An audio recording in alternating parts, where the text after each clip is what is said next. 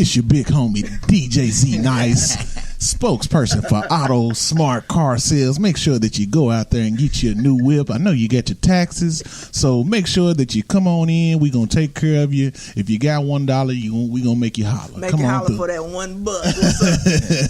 $1 down. That's all you need. This is Tony Melito calling from Budget Car Sales. That's Tony Melito. About $1. But 321 Podcast. Episode 74. Yeah, 74 in the game, almost to 75. We should do something for 75. Yeah, we definitely got a party. Let's do it. Let's have an old set, man. $2 to get in at somebody's crib and somebody's mama frying catfish and salmon croquettes in the back or something, man. Where'd you come with that? Hey, that's what I remember back in the day. You know, somebody out there. What's that? A rent party? I think that's what they used to call it. Rent party. A rent party. Trying to raise money for the rent. What's popping? So let's do it right. Yeah. Go ahead. You got it. You leading. It's your big homie DJ Z Nice, and I got my other homie, your girl Red, and my other homie Cold in the Clutch. Cold in the motherfucking clutch. So we Zia be back. Yeah, Zia be back. He had to go take care of some business. So, but we had to get it popping because we actually switching gears a little bit. Yes, just a little bit, not changing the wave a little bit, like going dabbling into different things in 2018. Up and coming new guy in the politician game, right? Yes, Metro ma'am. Council. Yes, ma'am. District 5. Yeah. Introduce yourself. Well, my name is LaVon Clack, and like she said, I'm running for Metro Council in District 5 in the 2018 election. Now, where is District 5 for those that don't know where District 5 is? The West End. West End is the best end. The best end, yes, ma'am. That's right. So what made you want to get into the politics, throw your hat in the ring? A lot of different stuff. Mainly like the crime, the violence, the youth, the infrastructure and atmosphere, the fact that the West End is considered a food desert. Yeah. It's a multitude of things that actually made me want to throw my ring in the hat. You know what I mean? So, like, what was there a certain situation or a certain moment that where it was like the epiphany, like what made you want to do it? Well, actually, I've been thinking about it for a long time. And then when it was like March of last year, I was talking to my mom, and like I was complaining about the different stuff that was going on in our neighborhoods and how things needed to change. And then she told me, she was like, well, you know, why don't you do it? So when she said, why don't you do it, I was kind of like, man, what am I going to do? You know what I mean? Yeah. So I sat and thought about it. Then she went on to say that one person can make a difference. So after sitting there pondering it for a long time, I'm like, how can we create change? You know, as individuals, we do stuff individually based, whether it be something we doing in a neighborhood with kids or coaching little league sports or something of that nature. But the only way to actually change the game is to be a part of the game. So it's like politics is what dictates what goes on in the environment. So I'm like, if we go, not just me, but anybody in our culture, wherever they at in the district, if they go and occupy those type of seats, then we can actually make change. Right. Yeah. I think we had a similar meeting or something like that. With the Kentucky Project. It was with Matt Jones. Yeah. He what was it? Was he? I don't think that he's actually trying to run for legislation, but I think he's trying to run for the Senate. Yeah. Well, he had. I mean, in the meeting, it was like a multitude of different scenarios and conversations where he was just like he wants to, I guess, run up against Mitch, and I think but I was a little confused because I think he's turning around and said he didn't want to, but they did some polling where they said he could win if he decided to, and he just was trying to bring a group of black people basically together that can kind of narrate, what exactly is wrong in their communities as opposed to just statewide and local. You got to worry about your community before you can, worry about everybody else. And he was just trying to get a group of, it was like a whole bunch of, a couple of us podcasters and a couple other, random people in the community. And I mean, the meeting, from my point of view, I mean, it was good. It's a good idea. I think it's just a matter of executing it and just making sure you stay on top of it. I think that's kind of where we can come together, to have the initial meeting, but the follow through, that's always the problem. It's the follow through. Yeah, y'all talking about Mitch McConnell running for his seat? Yeah. It's a big because he's been there my whole life. He's been like 31 years. Very big shoes. Years, I think that was his initiative of kind of starting. I think it's called the Kentucky Project, is to really start out small and then build it up and really get with the people and really try to make a difference. Like some of the stuff he was saying, it was very interesting. Like he had some good points, and just his whole view on things. Like a lot of people think of Matt Jones, you automatically think Kentucky fan. He's from Kentucky Sports Radio, and you don't even know. Hates everything about Louisville, but really came in and like he wants to kind of work, kind of behind the scenes to affect Louisville and affect our community where all the some of the issues that we have and are going down. So it was good. But what politics is like a crazy game. It's like a lot of uncertainty, a lot of mistrust. Like with you running, what are some of the things that you're gonna bring to the table that are kind of new and innovative ideas, and what's kind of your stance on some of the major issues that you see in the city? Well, like I said, a lot of major issues to me concern with the youth and young adults, and kind of changing their mindsets and their mentalities. And a good way to do that is to involve them in programs. Like when I was growing up, we had Black Achievers, Whitney Young Scholars, Build, all of those different programs that the majority of kids either don't know about, don't want to be in those type of programs.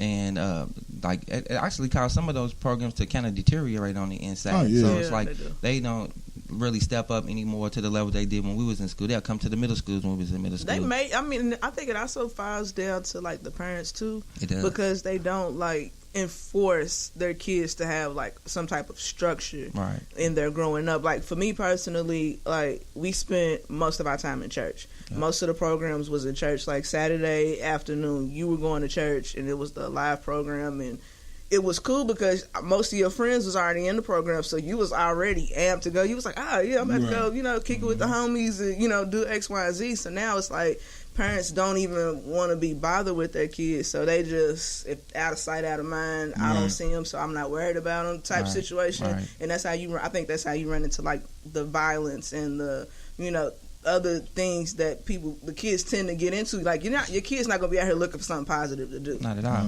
But the negative, you have to literally like instill that in them. The generation too. You got to think like it's a lot of younger parents. Yeah, I was about to say it's a lot of younger parents too. And just the values and kind of the morals that like our parents' generation taught us, it's not being kind of passed down. Like they're making it optional. I think that's like one of the biggest pitfalls when it comes to like the youth is that you give these kids options. And I always tell my mom, and I was like, these kids got too many options. Like you literally, even though we didn't want to go sometimes, you're going. You may go. You're going. I don't care if you don't want to go. You're going. Like you give kids too much. If you give a kid too much option, then that's too much space for error, and that's how they start getting into like the gangs and the violence and the drugs and all that. So if you stop giving your kids, not saying they can't have no options, but certain things like you have to instill that structure.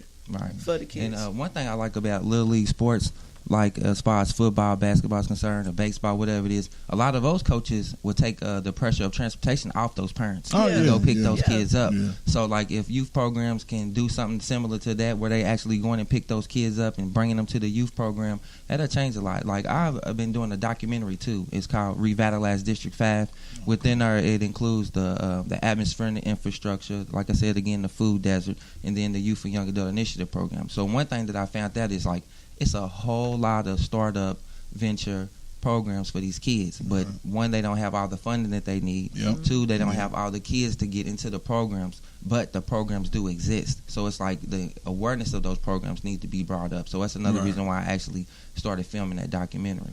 That's smart. Man, what you said something about the food desert, and that's crazy. Real. Like when you go to the West, the only grocery store is right there on like 28th. Was it the Kroger? Is that Are they about to close that? Nah, it's two Krogers down there. It's one on 28th Street and second. one on 34th and Bank. Oh yeah, I forgot about that one. Portland. So that's the only two grocery stores. Save a lot too.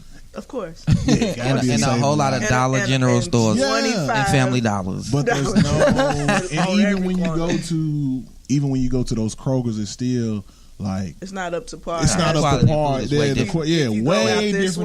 The more east you go, the nicer the Kroger gets. Oh yeah, because Middletown's killing. Yeah. I mean, they got everything. They got sushi bar and all that. The one on Dixie Highway they just built is killing the game. Yeah, that one. Nice.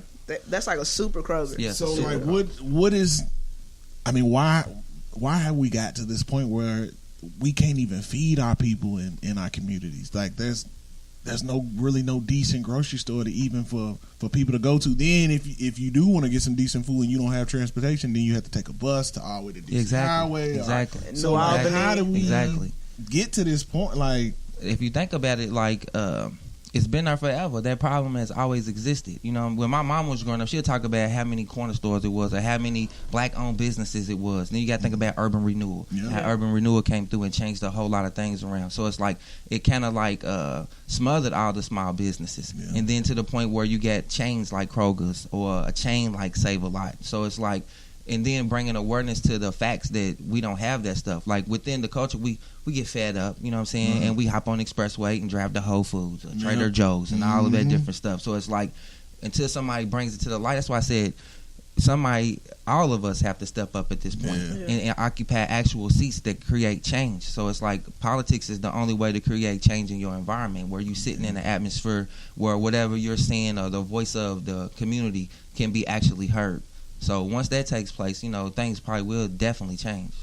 So what did you do you do some research, some studying, and a lot of Google searches and YouTube videos? Yeah, a lot of YouTube videos. And it actually, when you get done, it's like you feel empowered. You know what I mean? Because like when you look around, it's like a level of consciousness, you know. You know how people are always like, "Oh, you stay woke," or "We woke," and all of that stuff.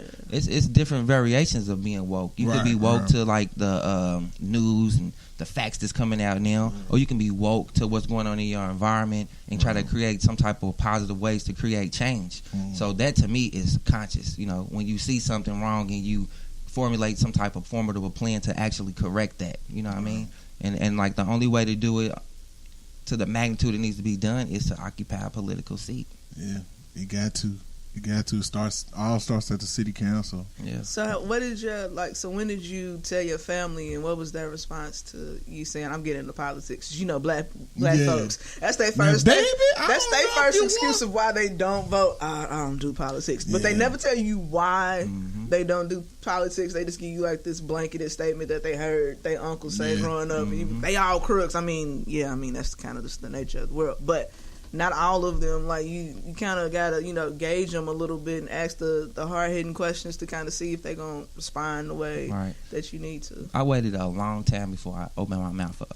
You know what I mean? Because like when you say stuff like that, people hold you to that. You know what I'm saying? Yeah. Because when you say stuff like it, it's actually inspiring. You know what I mean? That somebody wants to do something like that. So before I even open my mouth up, like I said, I did a lot of research and a lot of different things to make it to the point where I actually felt comfortable doing it. And once I felt comfortable making that stance, I was like, I went to my mom's first. You know, mom's is always rah-rah. You know, go son, go do that. You know, pops was kind of on the fence, but he was like very supportive too. All my brothers and sisters were supportive, and it's just to them it's commendable. You know what I mean? So before they say something negative, they will say something to enhance your thought process. That's dope. That's dope. It's always good to have that good support system where, whatever your dreams are, like your family's always going to kind of push you and be behind you with what you want to do.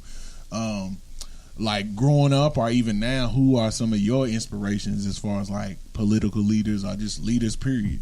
I'm going to say like Malcolm X is one of them, you know, and the reason why I like Malcolm X is because we grew up hearing about Martin Luther King all the time. Right. You know? So it's like when you see that all the time and then you introduce to something different, you're like, who is this guy? You know? And the stuff that he was saying out of his mouth, like I watch videos of him, you know what I'm saying? And he's powerful. Yeah, he definitely is. James Baldwin, like all these different people or political figures that was alive in those times, like in the 60s and all of that. Because you think about it, like I had a conversation with my daddy one day, and I was talking about how like that generation was the soldiers for real. You know, they was out here fighting on the front lines. But then when people got knocked off, everything stopped. So it creates a stimulation of fear. You know what I mean? Yeah. So it's like if you say positive things, come on now, you saying positive things that get you in trouble. You know, you coming to help or get you in trouble. Like that's mind boggling. You know, it's mind boggling. But you got to think too at that time.